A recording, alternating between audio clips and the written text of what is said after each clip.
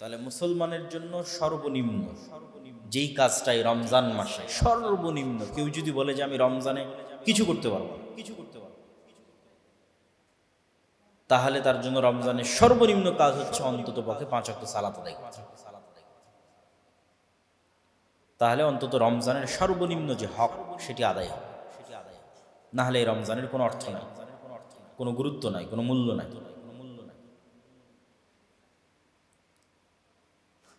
রমজানের তৃতীয় জরুরি কাজ, আমরা 1 নম্বর জরুরি কাজ বলেছি গুনাহ মুক্ত রমজান, 2 নম্বর জরুরি কাজ বলেছি সালাত আদায়, 3 নম্বর জরুরি কাজ কোরআন।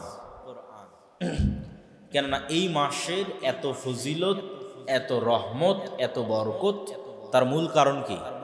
শাহরু রমাদান আল্লাযী উনজিলা ফীহিল কোরআন। এই মাসে কোরআন অবতীর্ণ হয়েছে, এই জন্যই এই মাস এত গুরুত্বপূর্ণ।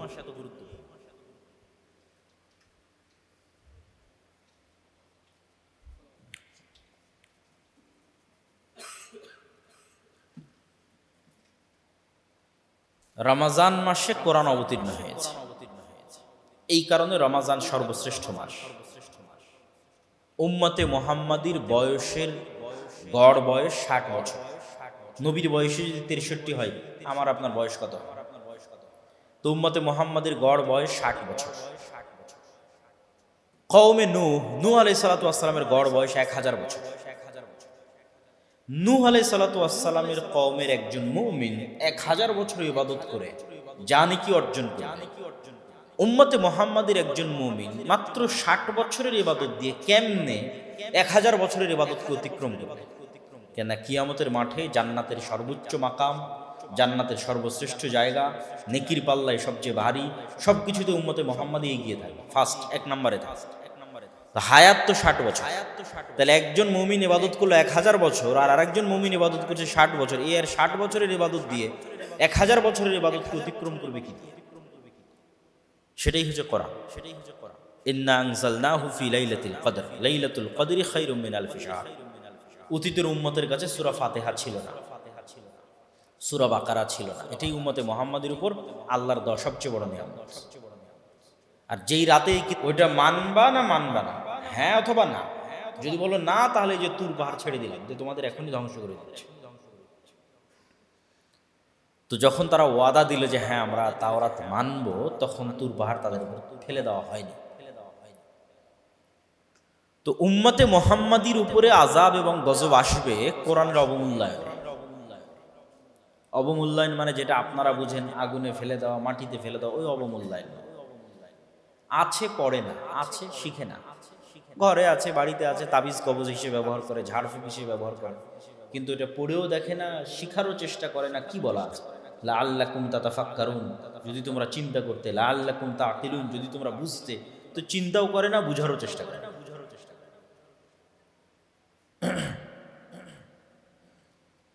তো উম্মতে মুহাম্মাদের এই গজব আপনি কোথায় দেখবেন?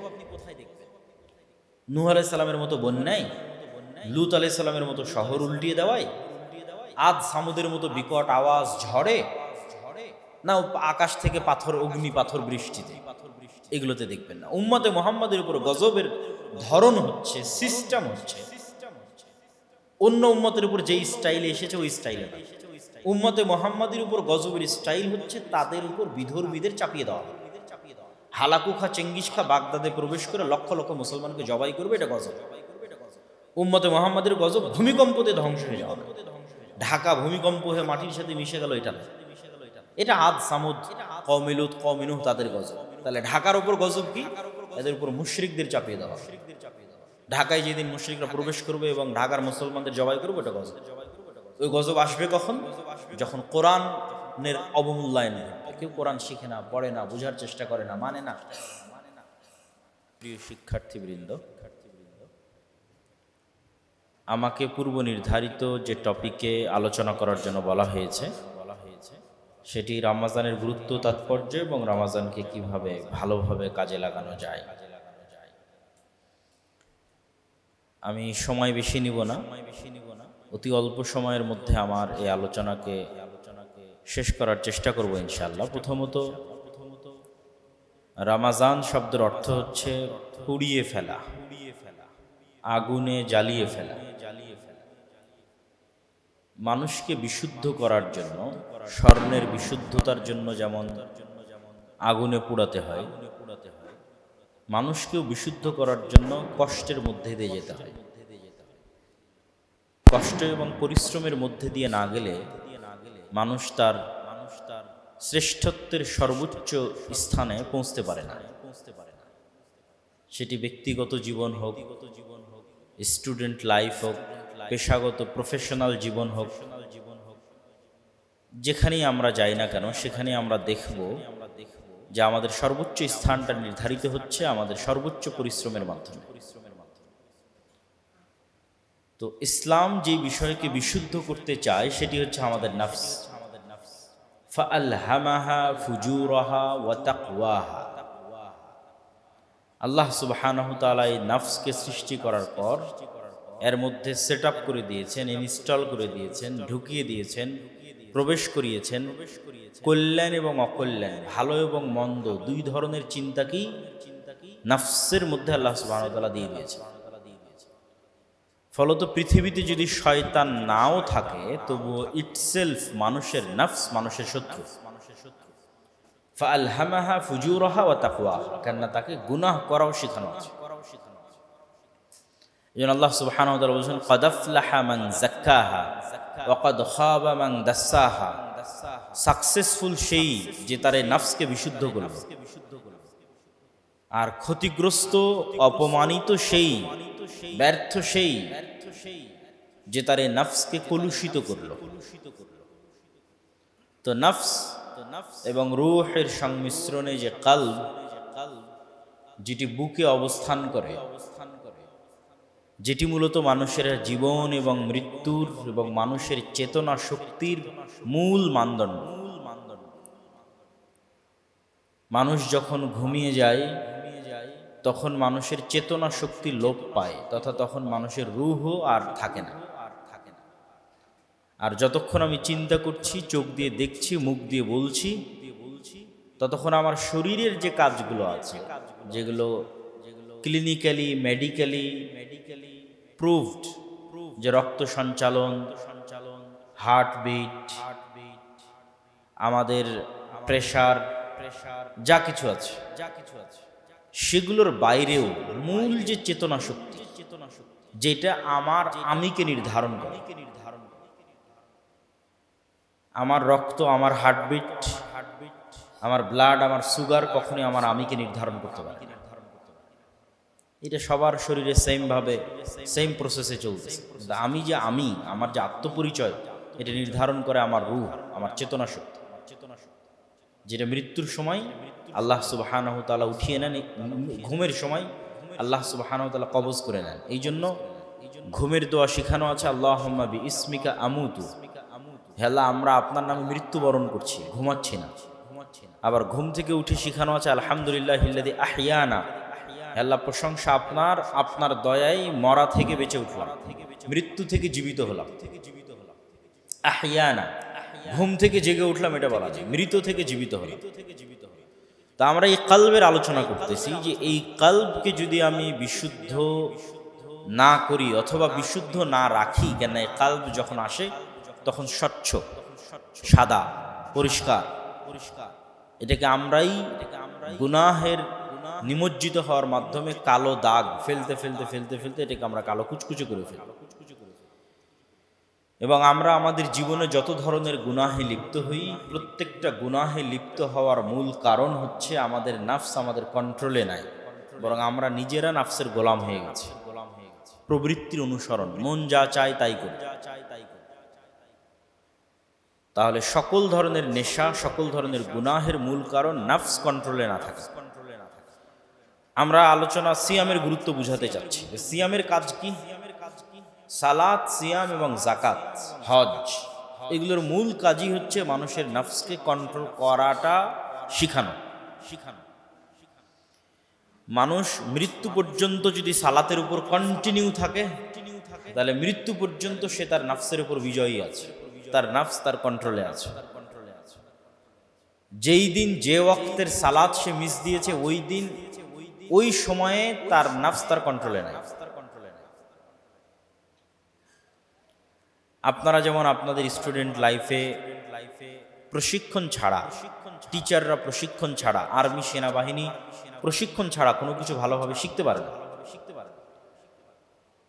ঠিক তেমনি নাফসকে যে আপনি কন্ট্রোল করবেন এটার জন্য তাকে কোনো কাজ দিতে হবে।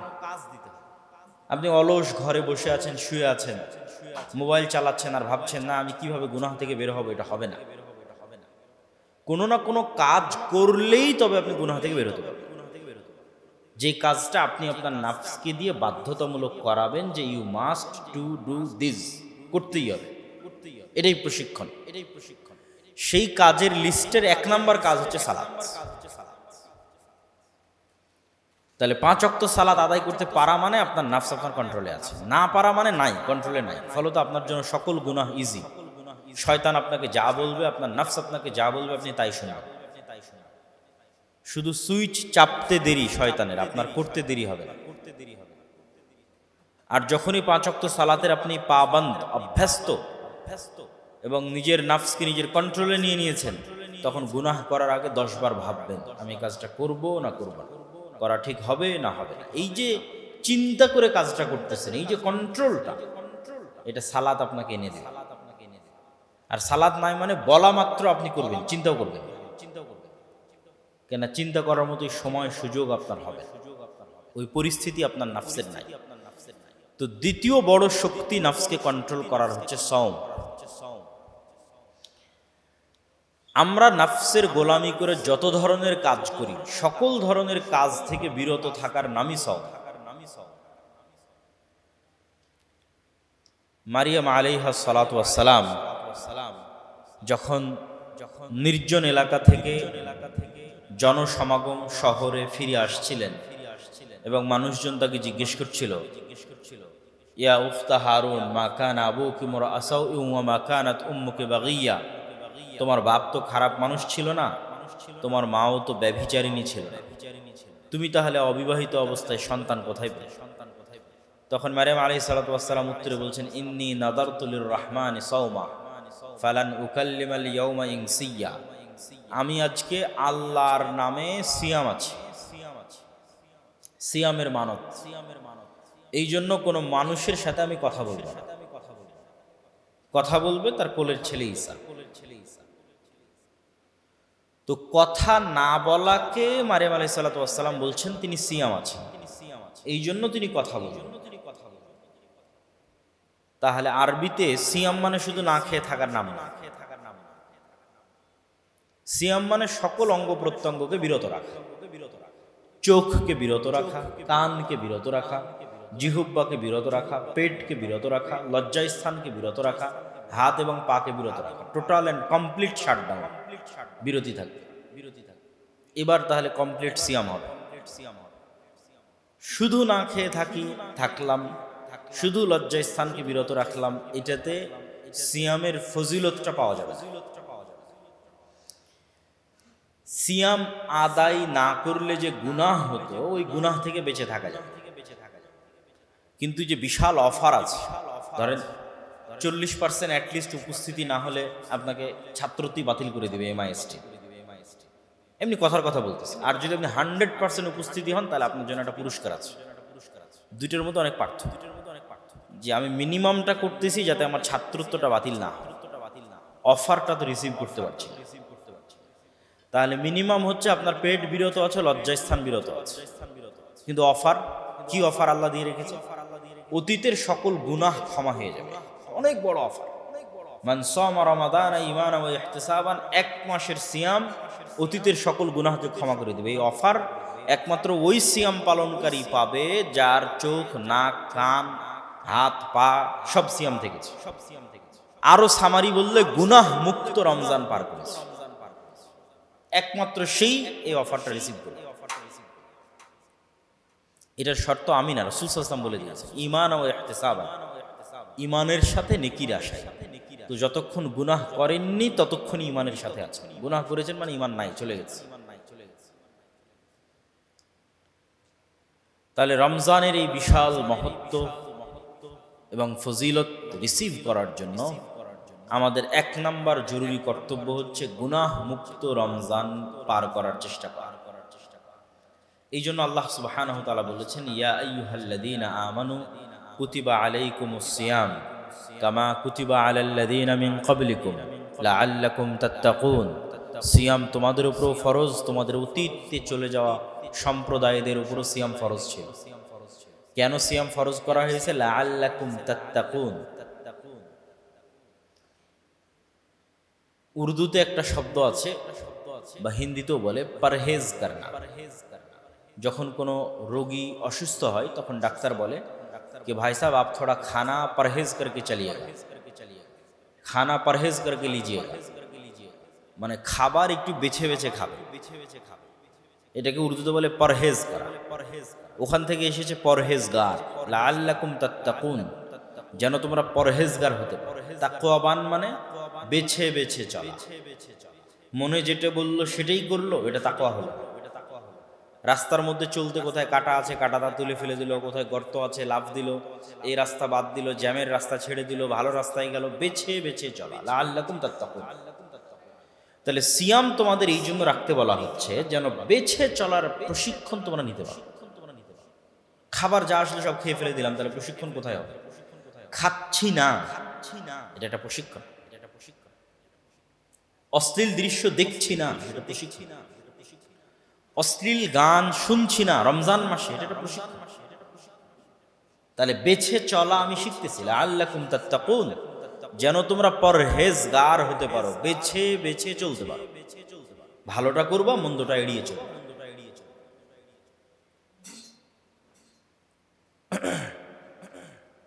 রমজান মাস, রমজান মাসে আমাদের দ্বিতীয় গুরুত্বপূর্ণ করণীয়, যেটি ছাড়া শুধু রমজান নয়, পৃথিবীর কোনো ইবাদতই কোনো অর্থ রাখে না, সেটি হচ্ছে সালাত। পৃথিবীর সকল ইবাদতের গ্রহণযোগ্য হওয়া এবং না হওয়ার মানদণ্ড হচ্ছে সালাত। ঈসা আলাইহিস সালাতু ওয়াস সালাম যখন তার মায়ের কোল থেকে কথা বলছেন, তখন তার প্রথম বাক্য হচ্ছে ইন্নী আব্দুল্লাহ আতানিয়াল কিতাব ওয়া জাআলানি নাবিয়্যা ওয়া জাআলানি মুবারাকান আইনামা কুনতু ওয়া আওসানি বিস-সালাতি ওয়াজ-যাকাতি মা দুমতু হাইয়্যা। আমি আল্লাহর বান্দা, আল্লাহ আমাকে নবী করেছে এবং আল্লাহ আমাকে বরকতময় করেছে আমি যেখানেই থাকি না কেন। আর আল্লাহ আমাকে আদেশ দিয়েছে যেন আমি সালাত আদায় করি এবং যাকাত দেই। তাহলে ঈসা আলাইহিস সালামও যখন মায়ের কোলের ছোট্ট শিশু, তখনও তার মুখ থেকে প্রথম যে কথাটা বের হচ্ছে আল্লাহর আদেশ হিসেবে, সেটা হচ্ছে সালাত। তাহলে সালাত শুধু উম্মতে মুহাম্মাদির জন্য নয়, সব নবীর। ইব্রাহিম আলাইহিস সালাতু ওয়াস সালাম তার পরবর্তী প্রজন্মের জন্য যে দোয়াগুলো করেছে, তার মধ্যে 2টা দোয়ায় সবচেয়ে বেশি ফোকাস, তথা তার কাছে সবচেয়ে গুরুত্বপূর্ণ কোন জিনিস সেটি তো তিনি দোয়াই চাইবেন তার পরবর্তী প্রজন্মের জন্য। তিনি বলছেন, রব্বি জাআল হাযাল বালাদা আমিনা ওয়াজনুবনি ওয়া বানিয়া আন না'বুদাল আসনাম। হে আল্লাহ, এই শহরকে নিরাপদ করে দেন আর আমার পরবর্তী বংশধর কেউ যেন শিরক না করে, মূর্তি পূজক না হয়। তাহলে শিরক অবশ্যই ভয়াবহ কিছু, যেটা থেকে ইব্রাহিম আলাইহিস সালাম তার পরবর্তী প্রজন্মের জন্য দোয়া করতেছেন তারা যেন মুশরিক না হয়। 2 নম্বর কি দোয়া করছেন? রব্বি জাআলনি মুকিমাস সালাহ ওয়া মিন যুররিয়্যতি। হে আল্লাহ, আমি যেন সালাত আদায়কারী হই আর আমার পরবর্তী প্রজন্ম যেন সালাত আদায়কারী হয়। তাহলে সালাত খুবই গুরুত্বপূর্ণ একটি কাজ, যার জন্য ইব্রাহিম আলাইহিস সালাম আল্লাহর কাছে দোয়া করেন তার পরবর্তী প্রজন্ম যেন বেনামাজি না হয়। তাহলে মুসলমানের জন্য সর্বনিম্ন যেই কাজটাই রমজান মাসে সর্বনিম্ন, কেউ যদি বলে যে আমি রমজানে কিছু করতে পারবো না, তাহলে তার জন্য রমজানের সর্বনিম্ন কাজ হচ্ছে অন্তত পক্ষে 5 ওয়াক্ত সালাত আদায় করা। তাহলে অন্তত রমজানের সর্বনিম্ন যে হক সেটি আদায় হবে, না হলে এই রমজানের কোনো অর্থ নাই, কোনো গুরুত্ব নাই, কোনো মূল্য নাই।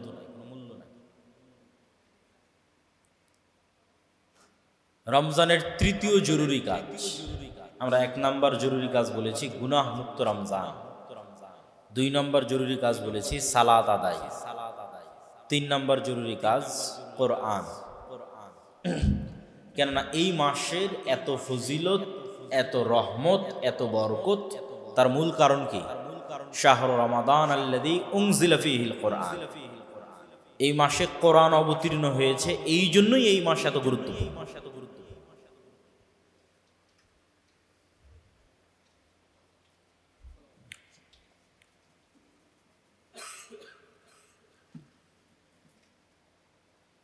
রমজান মাসে কোরআন অবতীর্ণ হয়েছে, এই কারণে রমজান সর্বশ্রেষ্ঠ মাস। উম্মতে মুহাম্মাদির বয়সের গড় বয়স 60 বছর। নবীর বয়সে যদি 63 হয়, আমার আপনার বয়স কত? তো উম্মতে মুহাম্মাদির গড় বয়স 60 বছর। কওমে নূহ আলাইহিস সালাতু ওয়াস সালামের গড় বয়স 1000 বছর। নূহ আলাইহিস সালাতু ওয়াস সালামের কওমের একজন মুমিন 1000 বছর ইবাদত করে যা নেকি অর্জন করে, উম্মতে মুহাম্মাদের একজন মুমিন মাত্র 60 বছরের ইবাদত দিয়ে কেমনে 1000 বছরের ইবাদতকে অতিক্রম করবে? কেন কিয়ামতের মাঠে জান্নাতের সর্বোচ্চ মাকাম, জান্নাতের সর্বশ্রেষ্ঠ জায়গা, নেকির পাল্লায় সবচেয়ে ভারী, সবকিছুতে উম্মতে মুহাম্মাদই এগিয়ে থাকে, ফার্স্ট 1 নম্বরে থাকে। হায়াত তো 60 বছর, তাহলে একজন মুমিন ইবাদত করলো 1000 বছর, আর আরেকজন মুমিন ইবাদত করছে 60 বছর, এর 60 বছরের ইবাদত দিয়ে 1000 বছরের ইবাদতকে অতিক্রম করবে কি? সেটাই হচ্ছে কোরআন। ইন্না আনজালনাহু ফি লাইলাতুল কদর, লাইলাতুল কদরি খায়রুম মিন আলফি শাহর। অতীতের উম্মতের কাছে সূরা ফাতিহা ছিল না, সূরা বাকারা ছিল না, এটাই উম্মতে মুহাম্মাদের উপর আল্লাহর দেওয়া সবচেয়ে বড় নিয়ামত। আর যেই রাতে ওইটা মানবা না, হ্যাঁ অথবা না। যদি বলো না, তাহলে যে তুর পাহাড় ছেড়ে দিলাম, যে তোমাদের এখনই ধ্বংস করে দিচ্ছে। তো যখন তারা ওয়াদা দিল যে হ্যাঁ আমরা তাওরাত মানবো, তখন তুর পাহাড় তাদের উপর ফেলে দেওয়া হয়নি। তো উম্মতে মুহাম্মাদির উপরে আযাব এবং গজব আসবে কোরআনের অবমূল্যায়ন। অবমূল্যায়ন মানে যেটা আপনারা বুঝেন, আগুনে ফেলে দেওয়া, মাটিতে ফেলে দেওয়া, ওই অবমূল্যায়ন। আছে পড়ে না, আছে শিখে না, ঘরে আছে, বাড়িতে আছে, তাবিজ কবজ হিসেবে ব্যবহার করে, ঝাড়ফুঁক হিসেবে ব্যবহার করে, কিন্তু এটা পড়েও দেখে না, শিখারও চেষ্টা করে না। কি বলা আছে? লাআল্লাকুম তাতাফাক্কারুন, যদি তোমরা চিন্তা করতে, লাআল্লাকুম তাআকিলুন, যদি তোমরা বুঝতে। তো চিন্তাও করে না, বুঝারও চেষ্টা করে না।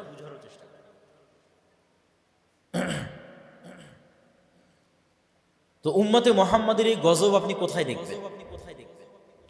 নূহ আলাইহিস সালামের মতো বন্যায়, লূত আলাইহিস সালামের মতো শহর উল্টিয়ে দেওয়ায়, আদ সামুদের মতো বিকট আওয়াজ ঝড়ে, না আকাশ থেকে পাথর, অগ্নি পাথর বৃষ্টিতে, এগুলোতে দেখবেন না। উম্মতে মুহাম্মাদের উপর গজবের ধরন হচ্ছে, সিস্টেম হচ্ছে অন্য উম্মতের উপর যেই স্টাইলে এসেছে ওই স্টাইলে না।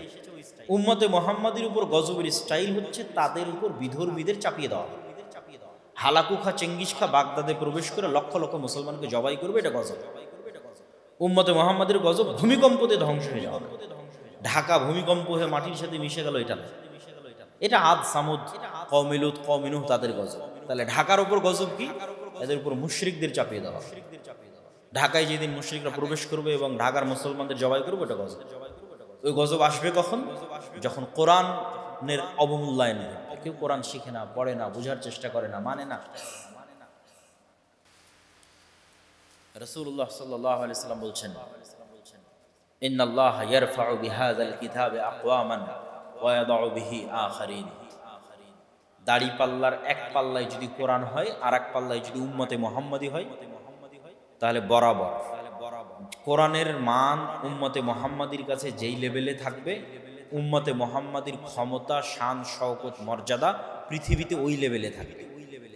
কোরআনের মান উম্মতে মুহাম্মাদির কাছে সর্বোচ্চ পর্যায়ে, তাহলে উম্মতে মুহাম্মাদির মান সম্মান পৃথিবীতে সর্বোচ্চ পর্যায়ে। কোরআনের মান উম্মতে মুহাম্মাদির কাছে সর্বনিম্ন স্তরে, তাহলে উম্মতে মুহাম্মাদির মান সম্মান পৃথিবীতে সর্বনিম্ন স্তরে। রোহিঙ্গা, ফিলিস্তিন, উইঘুর, আমাদের সমাজে কোরআনের যা অবস্থা, পৃথিবীতে আমাদের অবস্থা তাই। তাহলে রমজান মাসে তৃতীয় জরুরি কাজ হচ্ছে কোরআন। উম্মতে মুহাম্মাদির বিনা কোরআনে বিনা সালাতে পৃথিবী থেকে বিদায় নেওয়ার কোনো সুযোগ নেই।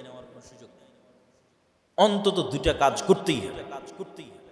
যে নিজেকে মুসলমান বলে দাবি করে, যে নিজেকে মুহাম্মদ সাল্লাল্লাহু আলাইহি ওয়াসাল্লামের উম্মত বলে দাবি করে, সালাত আদায়কারী হতে হবে, কোরআন তেলাওয়াতকারী হতে হবে, কোরআন বুঝার চেষ্টাকারী হতে হবে, কোরআন অনুভবের চেষ্টাকারী হতে হবে। বিনা কোরআন বিনা সালাতে মুসলমান হওয়ার কোনো সুযোগ নেই, মুসলমানের খাতায় নাম রাখার কোনো সুযোগ নেই।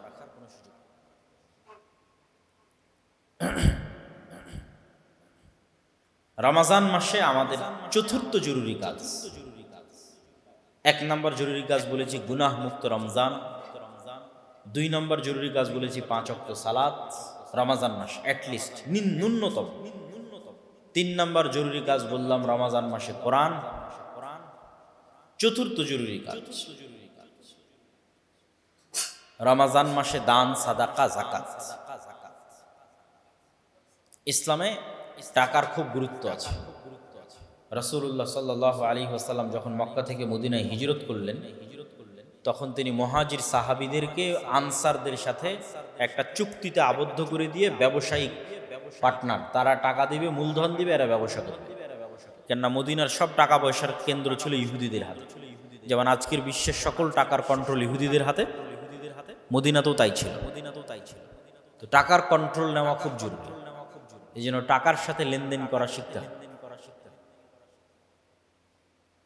আল্লাহ সুবহানাহু ওয়া তাআলা যেখানে সালাতের কথা বলেছেন ওখানে অর্থনৈতিক ইবাদতের কথা বলেছেন। যেমন কোরআন খুললেই যদি সূরা বাকারা বের হয় প্রথম, তাহলে ওখানে আছে ওয়ায়ুকিমুনাস সালাহ ওয়া মিম্মা রাযাকনাহুম ইউনফিকুন, সালাত কায়েম করো, আল্লাহর রাস্তায় টাকা ব্যয় করো।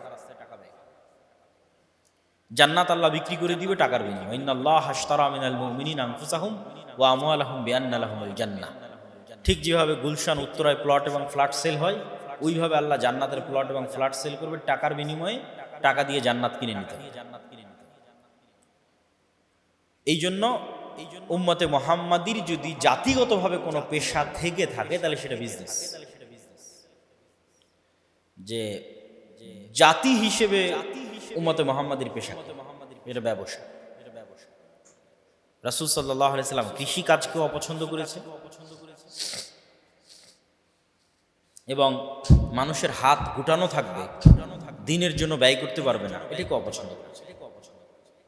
আল্লাহর দয়া আল্লাহর নিয়ামত অনুসন্ধানের জন্য ছুটে বেড়াতে হবে, ব্যবসা করতে হবে, আর সেই ব্যবসায়িক অর্থ আল্লাহর দিনের জন্য ব্যয় করতে হবে।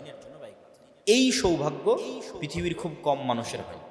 পয়েন্ট নাম্বার 1, কেউ তো টাকা ইনকামই করতে পারে না, তাহলে টাকা ইনকামই নাই তো আর বালাই নাই, তাহলে খুব কম সংখ্যক মানুষ ব্যবসা করে টাকা ইনকাম করে। পয়েন্ট নাম্বার 2, ব্যবসা করে টাকা ইনকাম করেছে, ওই টাকা দুবাইয়ে, আমেরিকা, অস্ট্রেলিয়া, লন্ডনে বিলাসিতায় শেষ করে দিয়েছে। তাহলে ওই রেয়ার কিসিমের মানুষ হওয়া খুবই রেয়ার, যে কোটিপতিও হবে, মাল্টিবিলিয়নারও হবে, আবার ওই বিলিয়ন বিলিয়ন ডলার থেকে বিলাসিতায় ব্যয় না করে আল্লাহর রাস্তায় ব্যয়, এটা অসম্ভব। এরা আল্লাহ সুবহানাহু ওয়া তাআলার বাছাই করা, উসমান গনির মতো, উসমান ইবনে আফফানের মতো। এটাই একজন মুসলিম যুবকের শেষ স্বপ্ন হওয়া উচিত। ব্যবসা করবে, সর্বোচ্চ পর্যায়ে পৌঁছবে, কোটি কোটি টাকার মালিক হবে, এই কোটি কোটি টাকাকে আবার বিলাসিতায় ব্যয় না করে আল্লাহর রাস্তায় ব্যয়, আল্লাহর দ্বীনকে বিজয়ী করার জন্য ব্যয়। তাহলে এটারও প্রশিক্ষণ আমাদেরকে রমজান মাসে নিতে হবে, অর্থনৈতিক ইবাদত। সর্বোপরি এই 4টা পয়েন্টে আমার কথা শেষ করে ওভারঅল নাসিহা 2 মিনিটের মধ্যে। 4টা পয়েন্ট বলেছি রমজান মাসে: 1, গুনাহ মুক্ত রমজান, বাধ্যতামূলক মিনিমাম 5 ওয়াক্ত সালাত, মিনিমাম পবিত্র কোরআন তেলাওয়াতের অভ্যাস এবং মিনিমাম অর্থনৈতিক ইবাদতের অভ্যাস, সাদাকা। আর ওভারঅল উপদেশ নাসিহা কি? আমরা মুসলমানেরা যতই সেকুলার হওয়ার চেষ্টা করি না কেন, পৃথিবী আমাদেরকে বলছে যে পৃথিবী নিজ নিজ দিনের উপর কট্টর হচ্ছে, আরো যত দিন যাবে আরো হবে, যেটা আমি আমার বহু বক্তব্য বলেছি। আপনি যে কোনো ভিডিও যদি আসে, কয়দিন আগে ইসরায়েলে 3 জন ভাই বোন মারা গেল, ওদের যে দাফনের যে ভিডিওটা, ওই ভিডিওটাও যদি অন করে তো দেখবেন সবার মুখে দাড়ি, মাথায় টুপি। 99% ইহুদির মুখে দাঁড়িয়ে মাথায় টুপি। কি পরিমাণ রিলিজিয়াস কনসাস হলে, নিজের দিনের উপর কট্টর হলে, একটা দিনের অনুসারী 99 জনই এতটা কট্টর হয় যে সে টুপি মাথায় দেওয়াকে এবং দাড়ি রাখাকে হীনম্মন্যতা মনে করে, ওইটা সাথে নিয়েই সে বিশ্ব শাসন করতে চায়। টাকা পয়সা, বিজনেস, টেকনোলজি, সায়েন্স, পৃথিবী শাসন করতেছে। আবার তারাই যে যুদ্ধ শুরু করেছে, সেই যুদ্ধকে তারাই বলতেছে যে ঈসা আলাইহিস সালামকে পুনরায় পৃথিবীতে ফিরিয়ে আনার জন্য আমরা যুদ্ধ করতেছি। কোনো প্রকার দুনিয়াবি লজিক ছাড়া যুদ্ধ করা হচ্ছে, শুধু ধর্মের কারণে। যে বাইবেলে বলা শেষ সময়ের যে যুদ্ধ, আর্মেড গান, সেটা আমাদের করতে হবে যেন ঈসা আলাইহিস সালাম পুনরায় পৃথিবীতে আসে। ইবনে খালদুন রাহিমাহুল্লাহ তার মুকাদ্দামায় উল্লেখ করেছেন, শক্তিশালী রাষ্ট্র ওটাই যেটার আসাবিয়্যাহ যত শক্তিশালী। আসাবিয়্যাহ মানে একটা নির্দিষ্ট বিশ্বাসের উপর ওই দেশের মানুষের বিশ্বাস যত কট্টর, যত মজবুত, ওই রাষ্ট্রটা সবচেয়ে শক্তিশালী। আমরা রাষ্ট্র বানাতে চাচ্ছি সেকুলারিজমের উপর শক্ত বিশ্বাস দিয়ে, ডেমোক্রেসির উপর শক্ত বিশ্বাস দিয়ে। এটা ইটসেলফ গোলামি। যখনই মুসলমানেরা ইহুদি এবং খ্রিস্টান এবং আমাদের পার্শ্ববর্তী দেশ ভারত তাদের হিন্দুদের মতো বলতে শিখবে যে না, ইসলামী সবকিছু এবং ব্যক্তিগত জীবন থেকে টপ পর্যন্ত ছাড় দিবে না, না রাসূলের সুন্নাতে, না সালাতে, না সিয়ামে, না দাড়িতে, না টুপিতে, নিজের দিনের উপর যত বেশি কট্টর হবে, মুসলমানদের স্বাধীনতা তত সন্নিকটে, মুসলমানদের উন্নতি তত সন্নিকটে, মুসলমানদের বিজয় তত সন্নিকটে, এবং বিশ্ব ওই দিকেই যাচ্ছে, পৃথিবী ওই দিকেই যাচ্ছে। পিছিয়ে থাকলে আমরাই আছি। উদার মনার নামে, বিজ্ঞান মনস্কের নামে আমরাই পিছিয়ে আছি, অথচ আমরাই বিজ্ঞানে পিছিয়ে। আর যারা বিজ্ঞানে এগিয়ে আছে ওরাই কট্টর ধার্মিক। তার মধ্যে উদাহরণ হিসেবে ইহুদিদেরকে নিতে পারে। তো উপস্থিত যুবক সমাজকে আমি উদাত্ত আহ্বান জানাতে চাই, আমাদের জীবনের লক্ষ্য উদ্দেশ্যকে যেন আমরা আল্লাহর সন্তুষ্টির জন্য কোরআনকে সামনে রেখে নবীর সুন্নাতের উপর কঠোর থেকে কঠোরভাবে, কোনো প্রকার হীনম্মান্যতা ছাড়া, উইথ ফুল কনফিডেন্স, কোনো প্রকার কলোনিয়াল মাইন্ড সেট আপ ছাড়া, রাসূল সাল্লাল্লাহু আলাইহি ওয়াসাল্লামের সুন্নাতের উপর শতভাগ আত্মবিশ্বাস নিয়ে যেন আমরা আমাদের জীবন অতিবাহিত করতে পারি, তারই প্রশিক্ষণ যেন আমরা এই রমজান মাসে গ্রহণ করতে পারি। আল্লাহ আমাদের সেই তৌফিক দান করুক। আল্লাহুম্মা আমিন। আসসালামু আলাইকুম ওয়া রাহমাতুল্লাহি ওয়া বারাকাতুহু।